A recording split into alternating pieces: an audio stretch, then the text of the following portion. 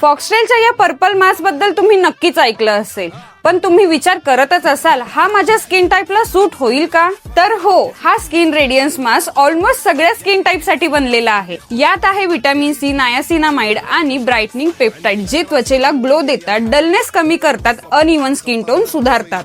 आणि एवढंच नाही तर त्वचेला फ्रेश आणि स्मूथ बनवतो. टॅन किंवा टायर्ड लुक असेल तर त्याला देखील रिपेअर करतो.